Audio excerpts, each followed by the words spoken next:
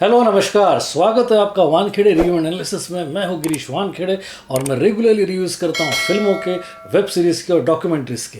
आज की रिव्यू का टाइटल है द कुरियर, जो कि अमेरिकन जासूसी फीचर फिल्म है और ये स्ट्रीम हो रही है अमेजॉन प्राइम वीडियो पर 2 अगस्त 2021 से। जासूसी और जासूसों से फिल्म के दर्शकों को हमेशा ही आकर्षण रहा है और कई बार ये जासूसी किरदार उनके द्वारा लिखे गए लेखकों से ज़्यादा लोकप्रिय रहे हैं। यानी कि कई बार दर्शक ऐसे होते हैं जो इन जासूसों के मैनरिज्म, उनकी स्टाइल और उनके मिशंस के कारण उनको पसंद करने लगते हैं और वो ये नहीं जानते कि इनको जन्म जिन लेखकों ने दिया है वो कौन है। जैसे कि शर्लक होम्स को सारे लोग जानते हैं, लेकिन जिन्होंने उनको जन्म दिया अपने उपन्यासों में वो है आर्थर कॉनन डॉयल, जिनको लोग नहीं जानते। फिर जेम्स बॉन्ड को तो सारे ही जानते हैं, लेकिन उनके जन्मदाता इयान फ्लेमिंग उतने पॉपुलर नहीं हैं। फिर है हरक्यूल पायरट और मिस मार्पल, जिन्हें अगाथा क्रिस्टी ने लिखा था और ये भी बड़े ही पॉपुलर है। और फिर अगर हम नए ज़माने की बात करें तो इथान हंट है, जो मिशन इम्पॉसिबल सीरीज़ के हीरो है। और फिर है जेसन बॉन्ड, जो बॉर्न आइडेंटिटी सीरीज़ के मुख्य किरदार है। इनके अलावा कुछ ऐसी फिल्में हैं जिनमें हम ऐसे जासूसों से रूबरू हुए हैं जो कुछ खास मिशंस पर ही काम कर रहे हैं। उदाहरण के तौर पर है 1994 में जेम्स कैमरून की ट्रू लाइज। इसमें जासूस कंप्यूटर सेल्समैन है अपनी पत्नी और बच्ची के लिए, लेकिन असल में वो इस्लामिक टेररिज्म से लड़ रहा है। फिर है 2015 की ब्रिज ऑफ स्पाइस, जिसमें स्टीवन स्पीलबर्ग और टॉम हैंक्स का कॉम्बिनेशन था और कहानी कोल्ड वॉर के दौरान की थी, जिसमें एक रशियन केजीबी के जासूस को एक्सचेंज किया जाता है यूएस एयरफोर्स पायलट से। और फिर है 2016 में आई बड़ी ही इंटरेस्टिंग फिल्म अलाइड, जिसमें ब्रैड पिट और मैरियन कॉटिलार्ड है। इसमें वो कैनेडियन और फ्रेंच ओरिजिन के जासूस कपल है जो मोरक्को में एक मिशन के दौरान पति पत्नी बनकर रह रहे हैं। इन तीनों ही फिल्मों के जासूस अपने देश के लिए अंडरकवर रहकर किसी भी हद तक जाने के लिए तैयार रहते हैं और इसी देशभक्ति के जज्बे को एक स्टेप आगे ले जाती है यह फिल्म द कुरियर, जिसके सारे ही पात्र बड़े ही रोमांचक हैं। कहानी सेट है 1960s के कोल्ड वॉर के दौरान, जब अमेरिका अपना मिसाइल्स का बेस बना रहा था टर्की में और रशिया अपना बेस बना रहा था क्यूबा में। ऐसे में रशियन न्यूक्लियर प्रोग्राम की जानकारी रखने वाला एक रशियन सोर्स होता है जिसका कोड नेम होता है आयरन बाक।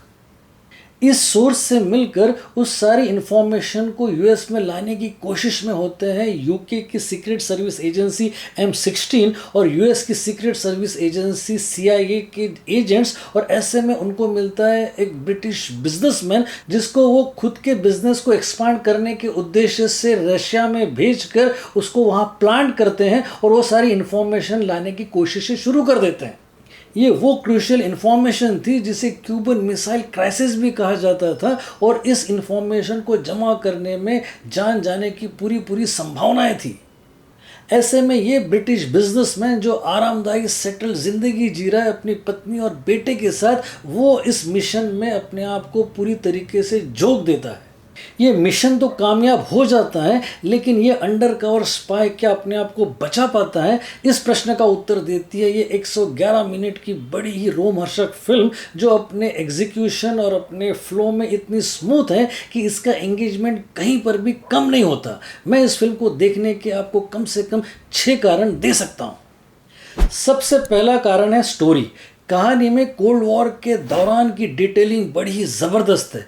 टॉम ओकॉनर है राइटर, जिन्होंने British agency M16, Russian agency KGB और अमेरिकन एजेंसी CIA और फिर उनके ऑफिसर्स और उनके काम करने के तरीके को बड़े ही सधे हुए ढंग से लिखा है। उनके किरदारों के बैकग्राउंड्स और उनकी फैमिली लाइफ का वर्णन भी बड़ा ही प्रभावशाली है। दूसरा कारण है सिनेमाटोग्राफी। शॉन बॉबिट है ब्रिटिश सिनेमाटोग्राफर, जो जाने जाते हैं game of thrones, the place beyond the pines और क्वीन ऑफ काटवे के लिए।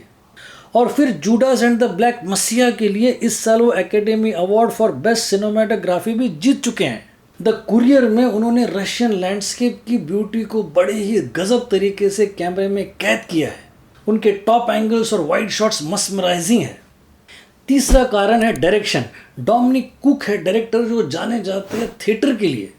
इस फिल्म में उन्होंने बड़ा ही लीनियर और सिंपलिस्टिक अप्रोच रखा है। कहीं पर भी कोई डिस्ट्रैक्शन नहीं है और ना ही कहीं पर कोई एग्जैगरेशन है। उनका डायरेक्शन एकदम सधा हुआ है और जेल में शूट किए गए कुछ सीन्स बड़े ही विचलित करने वाले बन पड़े हैं। चौथा कारण है एडिटिंग। ये ब्रिटिश एडिटर है गैरेथ सी स्केल्स, जिन्होंने इससे पहले की थी बिग सोसाइटी और फिर की थी how to build a girl. इस फिल्म में उनके कट्स ब्रिलियंट है। एडिटिंग का अप्रोच ओल्ड स्कूल है लेकिन फिर भी स्टाइलिश और स्पार्कलिंग है। पांचवा कारण है मेहराब निनित्जे। इस जॉर्जियन एक्टर ने रशियन स्पाई के कैरेक्टर में बड़ा ही इफेक्टिव काम किया है। ये इससे पहले एक छोटे से कैरेक्टर में थे ब्रिज ऑफ स्पाइस में और ये जाने जाते हैं होमलैंड सीरीज के लिए। और छठा कारण है बेनेडिक्ट कम्बरबैच। ये एक्टर ऑलरेडी पॉपुलर है शर्लॉक होम्स के बीबीसी के सीरीज के लिए और फिर द इमिटेशन गेम के लिए और डॉक्टर स्ट्रेंज के लिए। इस फिल्म में उनका ब्रिटिश बिजनेसमैन का किरदार जो बड़ा ही रिलेक्टेंटली स्पाई गेम में शामिल हो जाता है, अमेजिंग है।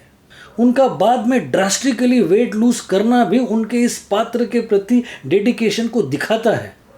इन 6 कारणों के अलावा मैं आपको बता दूं कि ये फिल्म वो इतिहास के पन्ने हैं जो हमने पलटने चाहिए। ये हमको वाकिफ़ कराती है उस पीरियड से, यानी कि कोल्ड वॉर से, जब अमेरिका और रशिया अपने अपने जासूसों को भेजकर एक दूसरे की इन्फॉर्मेशन लेने के लिए किसी भी हद तक जा सकते थे।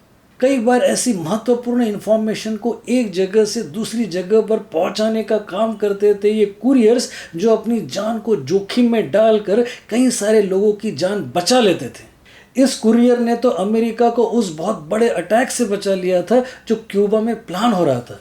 The courier, go for it.